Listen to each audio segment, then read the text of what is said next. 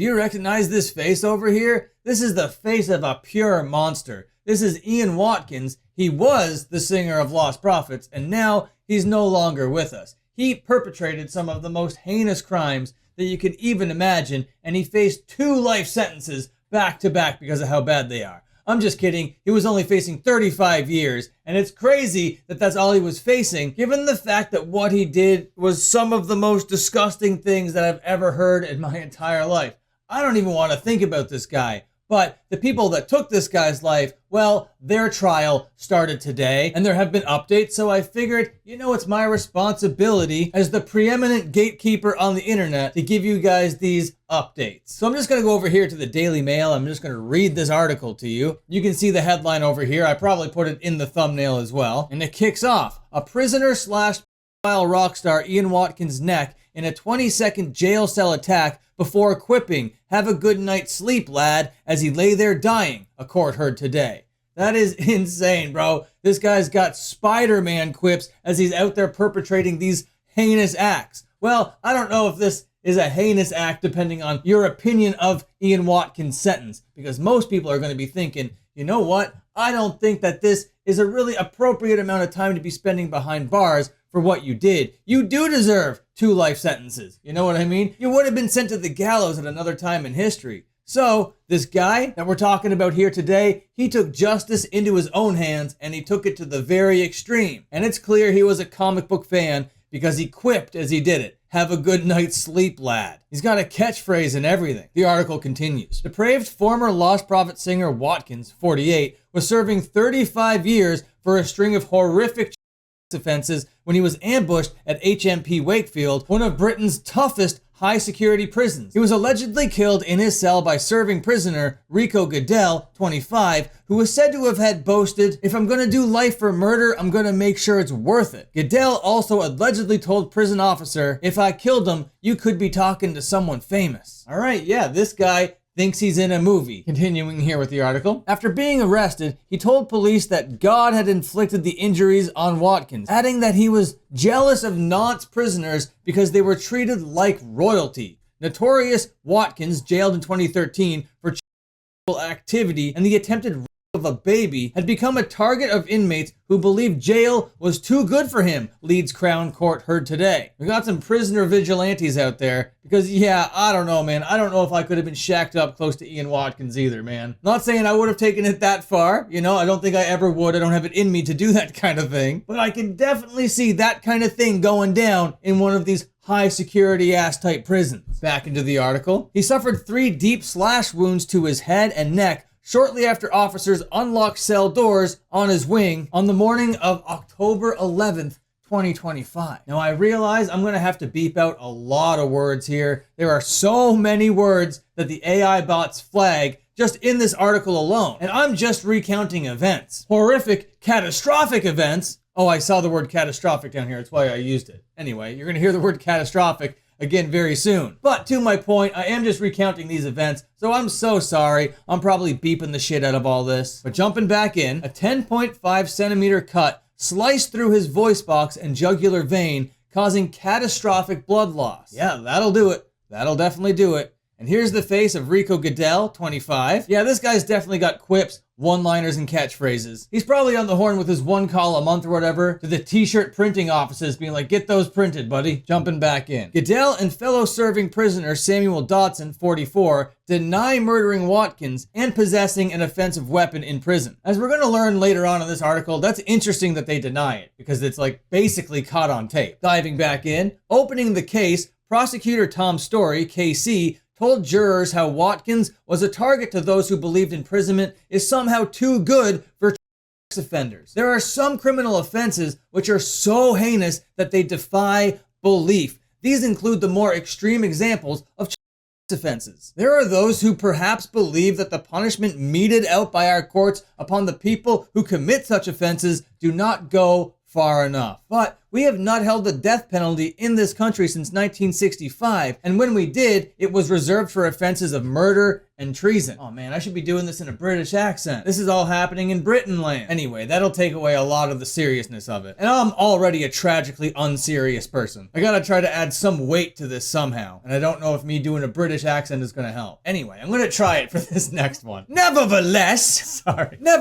because of the peculiar stigma which attaches to those... Okay, no, I can't do it. I'm sorry, I'm not gonna do it. But I needed to make this a little bit entertaining somehow, and I also need to make this transformative. I can't just go out there and steal this article. I need to add my own content to it. Anyway, jumping back in. Nevertheless, because of the particular stigma attaches to those who commit offenses, even when they are sentenced to decades in prison for their crimes, they remain targets for those who take the view of their punishment is not severe enough. That imprisonment is somehow too good for them. And on occasion, some people decide simply to take the law into their own hands and enact their own form of punishment upon such offenders. Yeah, and that definitely seems to be what is happening over here. He's like, yeah, man, I got Spider-Man on my hands and Spider-Man just got carried away. But did you hear his quips? Have a nice sleep, lad. That one's gonna sell some t-shirts. What is the one-liner again? Have a good night's sleep, lad. Yeah, that's pretty good.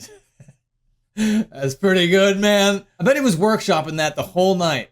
What am I gonna say? Have a good night's sleep, lad. That's so wholesome. Some good comic book goodness. Anyway, I gotta dive back into this. Jurors were told of Watkins' last hours inside Category A prison in West Yorkshire, nicknamed Monster Mansion because of the dangerous and high-profile criminals it houses. This all went down in Monster Mansion. Are you fucking kidding me, man? What the fuck did you expect was gonna happen? And then this is the other guy down here. What did you think was gonna happen when you have accomplices that look like this? Brother, he's got the big bulging eyes. This guy's soul's been dead for years. And you're doing all this in Monster Mansion?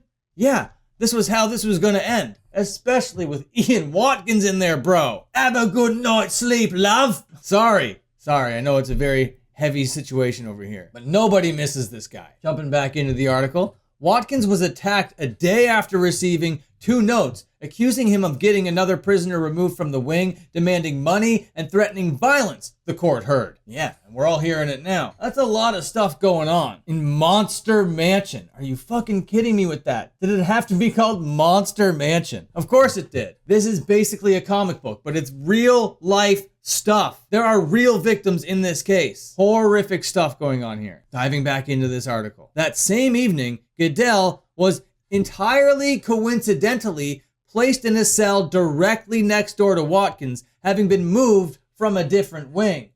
Oh, that's very interesting. That's a nice piece of information to have gotten here. What went on?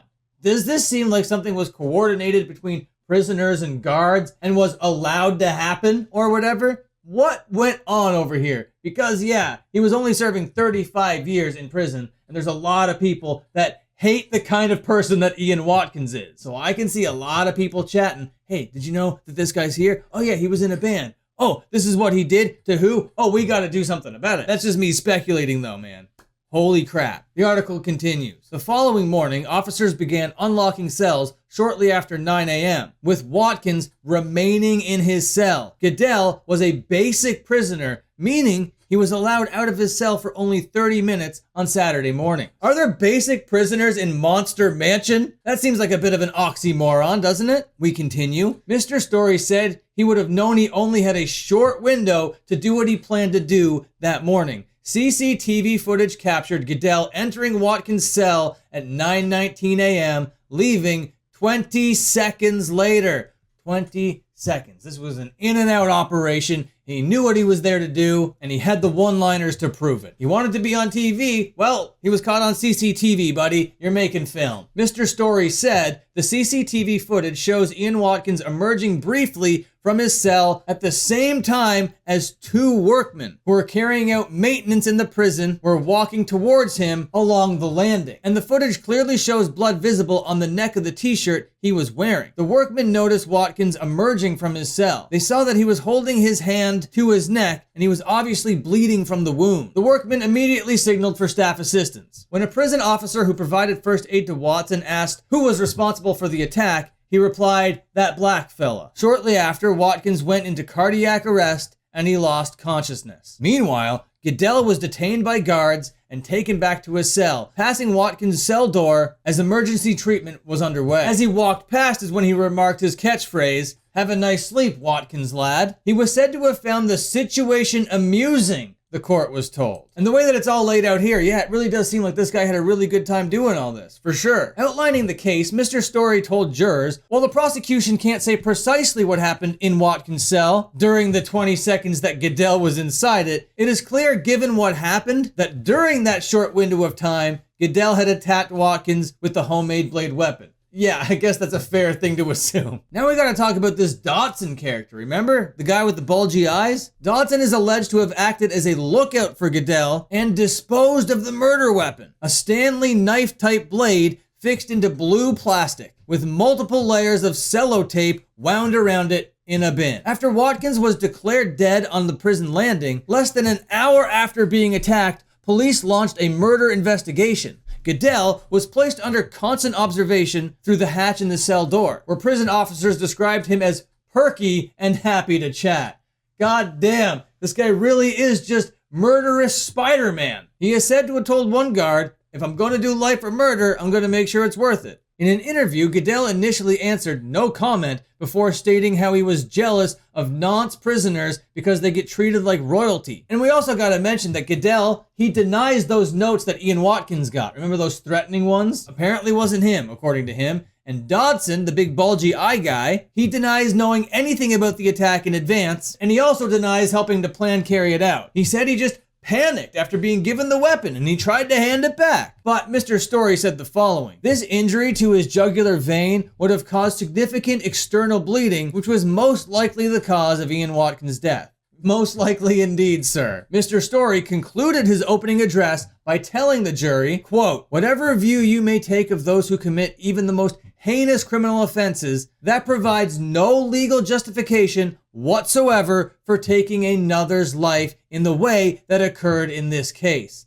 Ultimately, what the prosecution say is that it is clear on the evidence that Rico Goodell carried out the attack on Ian Watkins, inflicting those fatal injuries upon him with that homemade knife. And it's equally clear that Samuel Dodson encouraged and assisted him in that enterprise." Then it goes on to describe what Ian Watkins was initially in there for. We all know that. It's disgusting. It's awful. And then the article finishes by telling us that the trial continues. It's not over yet. We haven't got the sentencing, but it's kind of clear from the way that this is all going that Rico Goodell is going to get life for murder on top of whatever else he was doing. So he was probably already doing life for murder. He's like, well, if I'm in here, I'm going to make it worth it. And my God, that's one hell of a mindset. Jesus Christ, man. I can't even imagine. That's the Ian Watkins lost profit situation right now. Really depraved stuff. Really awful. What do you think about it? Let me know down below. I'm probably going to spend like 2 hours just censoring the shit out of my own video just to make sure it's allowed to be on the internet. What a gruesome, grisly time. I'm trying to get to 25,000 subs. I know it seems a little bit weird to promote myself like this after this video, but come on, click sub, hit like. All right, I gotta go. Goodbye, see you later. Have a good one.